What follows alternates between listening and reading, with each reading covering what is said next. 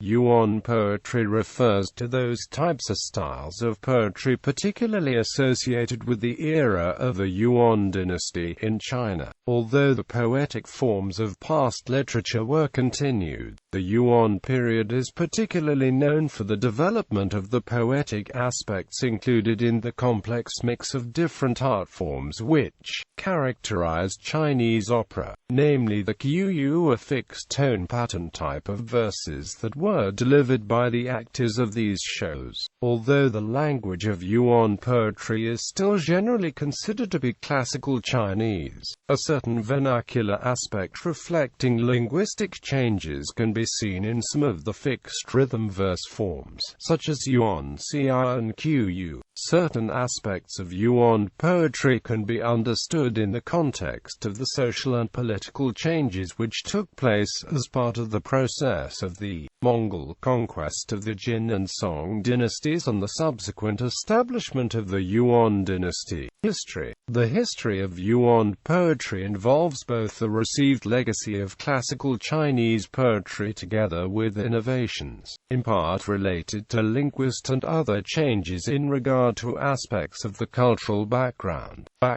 Founded in 960, the Song dynasty reunified most of the traditional Chinese heartland from the north-central plain to the area of the Yangtze River. This ushered in an era known for its poetry, particularly the fixed rhythm verse form of the ci, and painting, particularly landscape painting, as well as other developments artistic and otherwise. However, primarily due to military reasons, in 1127 the dynasty was forced to relocate south of the Yangtze River, with the Jurchen Jin dynasty assuming control in the north. Nevertheless, this southern period of the Song dynasty was one associated with economic robustness and population growth, together with continued Chinese artistic achievements. However, in a series of military events associated with the growth of the Mongol Empire, the Yuan dynasty was established by its fifth great Khan, Kublai, which included the former territories of both the Jin dynasty and the southern Song. Despite the sometimes disastrous nature of this process,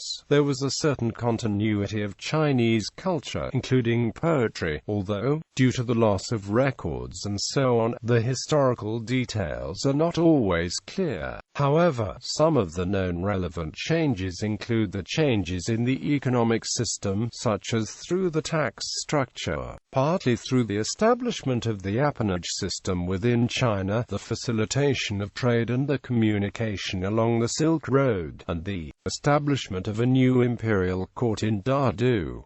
Received tradition. An important poetic legacy received by Yuan dynasty poets was the works of the poets of the Song dynasty, which together with the Jin dynasty in the north, preceded the Yuan dynasty. An example of this cultural legacy can be seen in the case of Yuan Haowen, a northern writer and poet who served under the Jin administration, but went into retirement at the advent of its fall to the Mongols. One example of poetic continuity from the Song to the Yuan period is the case of Sha Mengfu, who, although a member of the royal family of the Song dynasty, both produced poetry and became rector of the Hanlin Academy under the Yuan. Although older forms of verse continued to be practiced, such as the Shi form, most of innovative developments involved the fixed rhythm Chinese poetry forms. However, the political and social disruptions associated with the founding of the Yuan dynasty have resulted in a relative lack in terms of surviving material to provide detailed information in this regard. Some information, however, is available through knowledge of contemporary theatre and the surviving associated documents. Characteristics.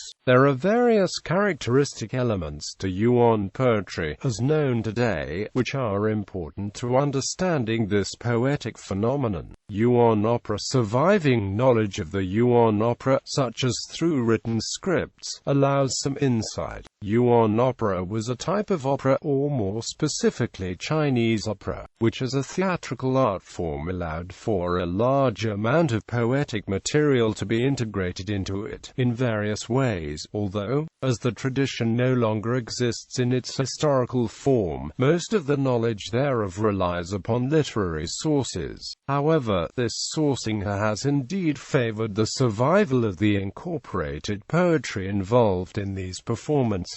Jurchen influence. The Jurchens were a Tungusic people who inhabited the region of Manchuria until the 17th century, when they adopted the name Manchu. Certainly, the rhythms of Jurchen music, at least as moderated through the Yuan opera, greatly influenced the fixed rhythm types of Yuan poetry. Buddhism, Daoism, and Confucianism, the three major religious influences in Yuan China, also appear in Yuan poetry in various ways. Painting and calligraphy, to what had become by this point the traditional linkage between poetry, painting, and calligraphy, continued through the Yuan Dynasty. An example of an artist in this respect is Gao Kegong, a poet, though more known for his ink paintings of bamboos. Fixed-tone verse forms. Development of various fixed-tone verse forms are particularly associated with Yuan poetry. Yuan poetry of death and destruction. A certain genre of classical Chinese poetry is known as Sangluan. This type of verse has to do with the death and destruction of war, especially that which lead up to and was involved in the initial establishment of the Yuan dynasty and the consolidation of its power. In fact, according to one student of Yuan drama in this period, J.I. Crump, much poetry written during this period is called Sangluan verse, or poetry of death and destruction, and Sangluan verse in many ways is a far more accurate measure of the emotional battering the Chinese underwent at the hands of the Mongols than any amount of historical documentation. Practitioners include Yuan Haowen. Cultural legacy. In 1368, the Yuan dynasty was overthrown by revolution, which ended with the establishment of the Ming Yuan dynasty. The poetic legacy then entered a new phase, namely that of Ming poetry, which lasted to the end of Ming in 1644 and beyond.